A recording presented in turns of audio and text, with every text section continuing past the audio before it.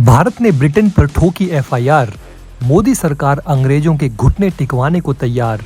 पाकिस्तान की ही तरह अब ब्रिटेन के होंगे दो टुकड़े। अगर खालिस्तानी आतंकियों को भारत के हवाले नहीं किया तो दो टुकड़ों में टूटेगा ब्रिटेन। सेपरेटिस्ट मूवमेंट का कनाडा में बोलबाला। मोदी जी के एक्शन के बाद नीचे नहीं उतर रहा जस्टिन ट्रूडो के गले से निवाला। खालिस्तानियों के पासपोर्ट रद्द। भारत सरकार ले रही है ताबड़तोड़ एक्शन।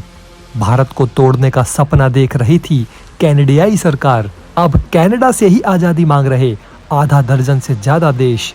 6 टुकड़ों में टूट सकता है कनाडा। तो दोस्तों, भारत विरोधी खालिस्तानियों का समर्थन करके कनाडा और ब्रिटेन अब दोनों ही फंस चुके हैं। इन दोनों देशों में अचानक सेपरेटिस्ट मूवमेंट तेज होता दिखाई दे रहा है, जो कनाडा और ब्रिटेन से टूटकर अलग देश बनवाना चाहते हैं।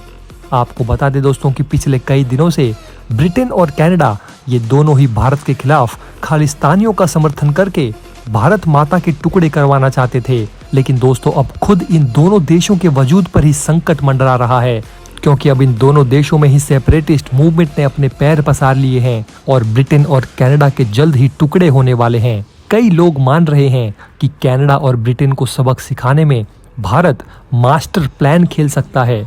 भारत ने 1971 में जो हाल पाकिस्तान का किया था, वही हाल ब्रिटेन का भी हो सकता है। इसके बारे में हम आपसे आगे डिटेल में चर्चा करेंगे। अब तक भारत बातों से अपनी मांग मनवाने की कोशिश कर रहा था। भारत सोच रहा था कि कनाडा और ब्रिटेन को बातों से ही समझा दिया जाए, लेकिन दोस्तों, लातों के भूत बातों से कहाँ मानते हैं। कनाडा और ब्रिटेन जैसे देश भारत की सभी मांगों को लगातार इग्नोर कर रहे थे।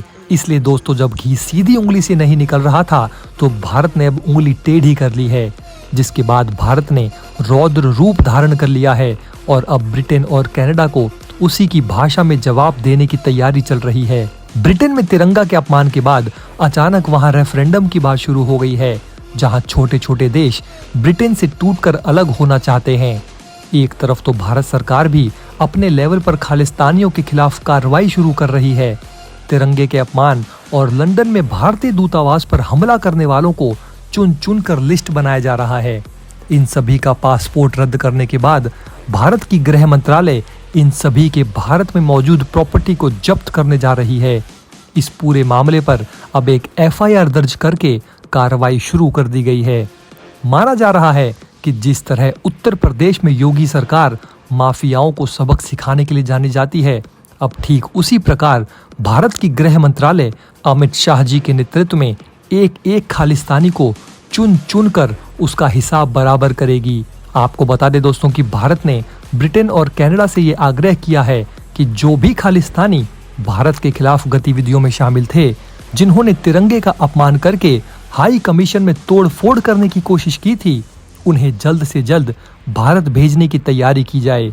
लेकिन अब तक ब्रिटेन और कनाडा ने भारत के द्वारा किए गए आग्रह पर कोई प्रतिक्रिया नहीं दी है, जिसके बाद अब भारत अपनी पर आ चुका है और अचानक ब्रिटेन और कनाडा में अलग अलग देशों की मांग शुरू हो गई है। किसी जमाने में ब्रिटेन ने भारत को 2 टुकड़ों में बांट दिया था।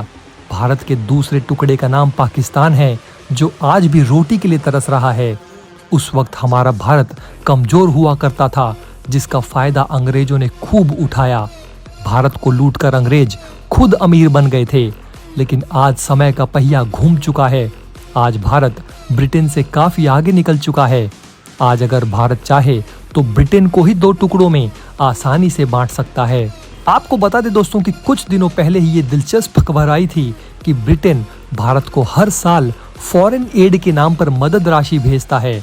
लेकिन जब खुलासा हुआ तो पता चला कि 2015-16 के बाद से भारत ने 1 रुपया भी ब्रिटेन से मदद के तौर पर नहीं लिया है। ब्रिटेन ने जो भी पैसे 2015 के बाद भारत में लगाए हैं, वो सारी इन्वेस्टमेंट के तौर पर अपने फायदे के लिए ही लगाए हैं, जिसे फॉरेन एड नहीं कहा जा सकता। आज भारत पहले वाला भारत नहीं है जो ब्रिटेन की मदद के सहारे बैठा हो, बल्कि आज का भारत आत्मनिर्भर भारत बन चुका है और हम खुद दुनिया के कई देशों में फॉरेन एड भेजने का काम करते हैं। अगर ब्रिटेन को जरूरत होगी तो भारत भी उन्हें फॉरेन एड भेज सकता है। साल 2015 के बाद भारत ने ब्रिटेन से फॉरेन एड लेना बंद कर दिया था लेकिन अब खबर आ रही है कि ब्रिटेन की तरफ से खालिस्तानी समर्थकों को फंडिंग की जा रही है, जो देश को तोड़ने की बात करते हैं और भारत में आतंक फैलाने का काम करते हैं। हालांकि दोस्तों, भारत ने पहले भी कई बार ब्रिटेन से कहा है कि आप खालिस्तानियों के खिलाफ कड़े कदम उठाइए, लेकिन ब्रिटेन भारत की कोई भी बात ठीक से नहीं सुनता, बल्कि वो लगातार खालिस्तान को फंडिंग देने का काम कर रहा था। इसी क्रम में अब बताया जा रहा है कि भारत ने ब्रिटेन के खिलाफ FATF में कंप्लेंट डाल दी है, जिसके बाद ब्रिटेन की मुसीबत बढ़ सकती है, क्योंकि वो लगातार भारत विरोधी खालिस्तानी आतंकियों को फंडिंग पहुंचा रहा है। भारत ने जब से पाकिस्तान को FATF की लिस्ट में डलवाया था, उसके बाद से ही पाकिस्तान की इकोनॉमिक हालत बेहद खराब हो गई थी। आज पाकिस्तान में लोग रोटी के लिए दंगा कर रहे हैं और रोज मर रहे हैं। हो सकता है कि भारत की पहल से आने वाले समय में ब्रिटेन को भी FATF की लिस्ट में डाल दिया जाए, जिसके बाद ब्रिटेन का हाल पाकिस्तान जैसा ही हो जाएगा। तो दोस्तों, आपको क्या लगता है कि ब्रिटेन को FATF में डाल देना चाहिए? आप अपनी राय हमें नीचे कमेंट बॉक्स में जरूर बताइए। अब तक ब्रिटेन भारत को बेहद हल्के में ले रहा था, लेकिन अचानक उसके देश में आजादी के नारे लगने लगे। आप सभी जानते हैं कि स्कॉटलैंड ब्रिटेन का हिस्सा है, जो हमेशा ब्रिटेन से अलग होने के लिए संघर्ष करता रहता है।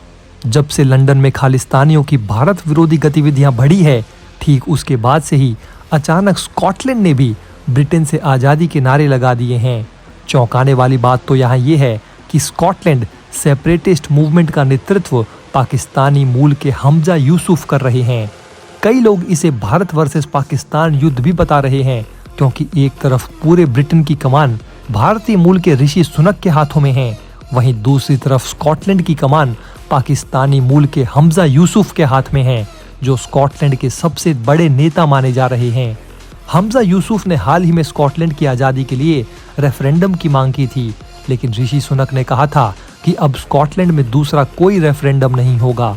स्कॉटलैंड में आज़ादी की मांग अचानक उस वक्त उठ गई है जब लंदन में भारतीय तिरंगे का अपमान किया गया था, जिसके बाद कई लोग ये कयास लगा रहे थे कि पाकिस्तानी मूल के हमजा यूसुफ को भारत की तरफ से समर्थन किया जा सकता है, ताकि ब्रिटेन को सबक सिखाया जा सके। दोस्तों, एक समय था जब ब्रिटेन ने भारत और पाकिस्तान को अलग अलग बांट दिया था, और आज का समय देखिए जब भारत और पाकिस्तान के नेता ब्रिटेन में राज कर रहे हैं, और अगर वे चाहें तो ब्रिटेन को कई टुकड़ों में तोड़ सकते हैं। ब्रिटेन में अभी देखा गया है कि हिंदुओं की संख्या अचानक बढ़ने लगी है, जो हर तरह से संपन्न माने जाते हैं। एक तरफ ब्रिटेन में मुस्लिम और सिख किसी तरह से अपना जीवन यापन कर रहे हैं, वहीं दूसरी तरफ ब्रिटेन में मौजूद हिंदू हर तरह से समृद्ध और अमीर दिख रहे हैं। यहाँ तक कि ब्रिटेन के प्रधानमंत्री ऋषि सुनक भी अमीर हिंदू हैं, और इस वक्त पूरे ब्रिटेन में हिंदुओं की धूम मची हुई है। माना जा रहा है कि भारत सरकार जानबूझकर ब्रिटेन में हिंदुओं को मजबूत करने की कोशिश कर रही है, ताकि लंदन में पाकिस्तान और खालिस्तान समर्थक लोग हावी ना हो जाएं।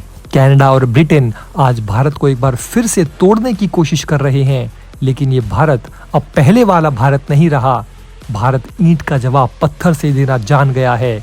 आप अपनी राय दोस्तों हमें नीचे कमेंट बॉक्स में लिखकर जरूर बताइए कि क्या खालिस्तान मुद्दे पर ब्रिटेन और कनाडा को सबक सिखाने के लिए भारत को उनके देशों में चल रहे अलगाववादी ताकतों का समर्थन करना चाहिए या नहीं।